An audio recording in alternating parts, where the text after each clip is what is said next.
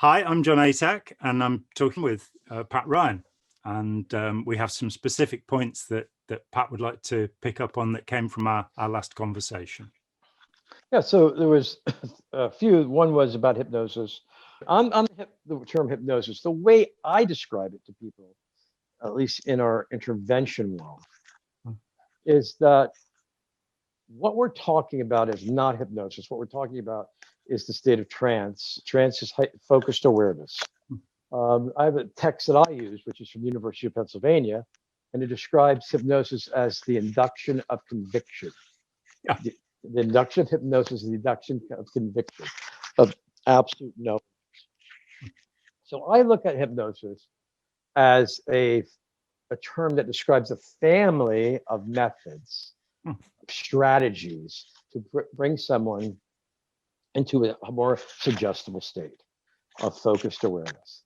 And that all hypnosis is self-hypnosis, and that the person who is supposed to speak, the hypnotist, is just a coach. Yeah. The coach gives you an instruction, you do it or you don't do it. So in TM, when we start to teach somebody TM, and you say, you do an example, let's sit, and now let's close our eyes. They either close their eyes or they don't close their eyes. And you tell them to open their eyes. They either open their eyes or they don't open their eyes. You are the coach, and the person is always doing this to themselves. Now, there are some things that may encourage you to do it or thing, but it's always you.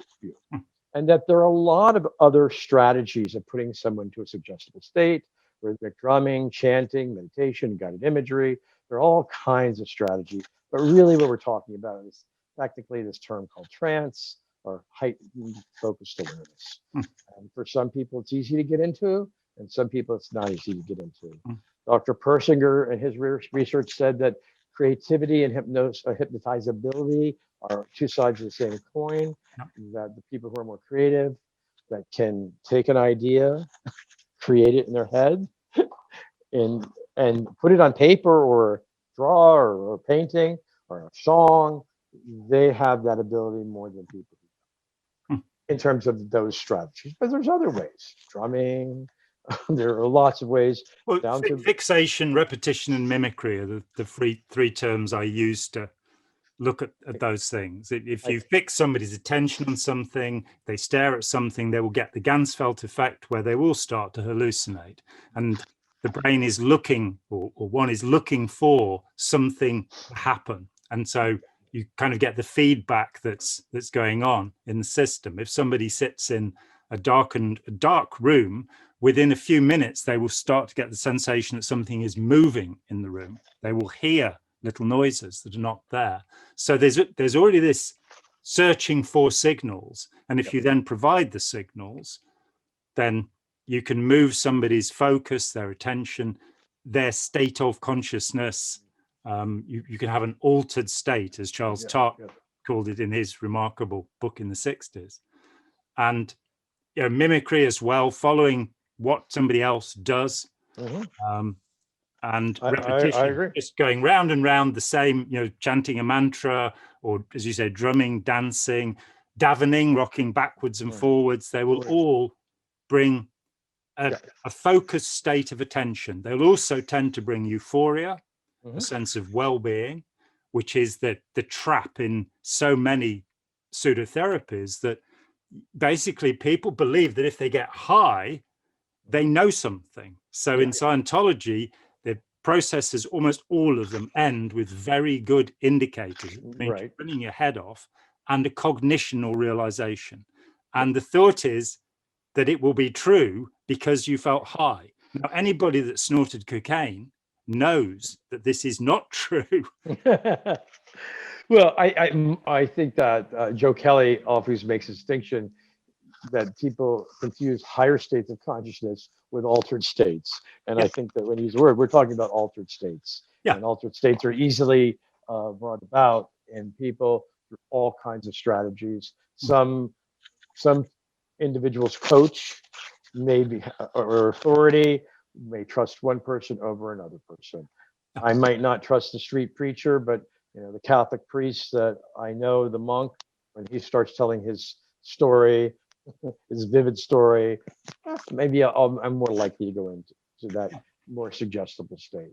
So that term, hypnosis, is that people like to use it, and so again, my perspective is that we're descriptive of a bunch of ways of bringing people to a state. It's not one thing.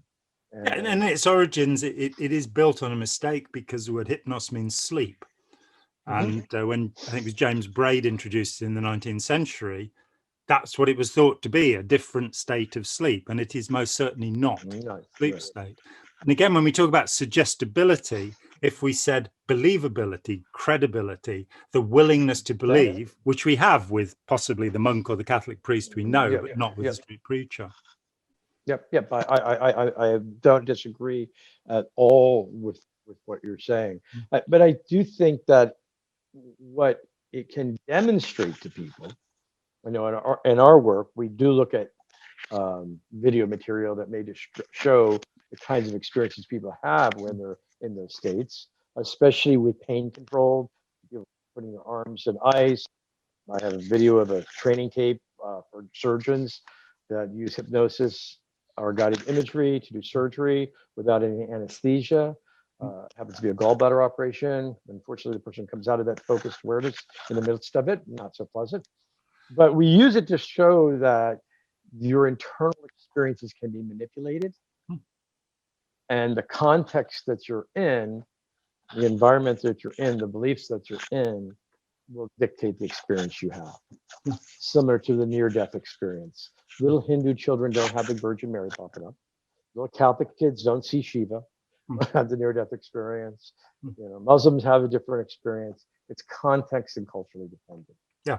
And so when we use as the measure of accuracy, the yardstick, the standard of internal experience to evaluate a system of belief, then the person who gives you that experience really runs the show, because subjective experience is not necessarily accurate. It can be, but it's not necessarily. Well, I'm told that Immanuel Kant pointed out that there is the universe outside, and then there is the universe inside, and that we are all actually living in that inner world, and it can have some very wrong information. Very, very wrong information. And in the TM context, the experiences that we had verified the theory. The theory said you're going to feel expansion, and you felt expansion. Had the theory said that you're going to feel that, there's an example I often use, is that there's different chakra systems. There's the 8 chakra system, 9 chakra system, 12 chakra system, some that the energy comes from above the head and goes down the spine, some that comes from the base of the spine and go up the spine. Whatever the context is, whatever the theory is, generally you'll experience it. And so that experience itself is not necessarily the accurate way of judging things.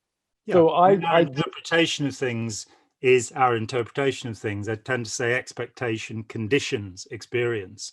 So as you say, Freudians dream Freudian dreams, and Jungians dream Jungian dreams. I know that in my work with people who are in Scientology, one of the things that seemed to bring people to maybe look at Scientology in a different way is I often talked about learning to levitate and fly in the same way an OT would talk about, their OT abilities. Remote perception, remote view. So I just said this is what it was, because that's how I saw it. And I would often show maybe even some recruiting tapes to them from to see Nobel Prize winners, famous actors, stars, politicians, all saying that they have it. And maybe drag it out a couple days and then show them actually what it looks like. And so often people could see the parallel of the story, and then the person who's bouncing up and down like a frog, saying they were levitating. And so you don't see them levitating, but their subjective experience is of that. So I want to constantly address, and this is why I like Yuval's work, is I want to constantly demonstrate that the subjective experience is not necessarily the way you judge reality. Mm. It provides a peace, but it can be manipulated. Yeah. So that was the piece on hypnosis. Well, So- let's pick this up again on another day. This has all right, been be good. fantastic. It's been great talking with you. All right. I'm John Atack, and this is my good friend Pat Ryan. Thank you All for right. watching. Thanks. Bye-bye. Hi, John here. Thanks for watching. We'd appreciate it very much if you would click like, as well as subscribe, and click the bell for notifications. Every dollar helps, and we welcome new patrons on Patreon, or you can make a one-off payment with any currency through PayPal. Thanks so much.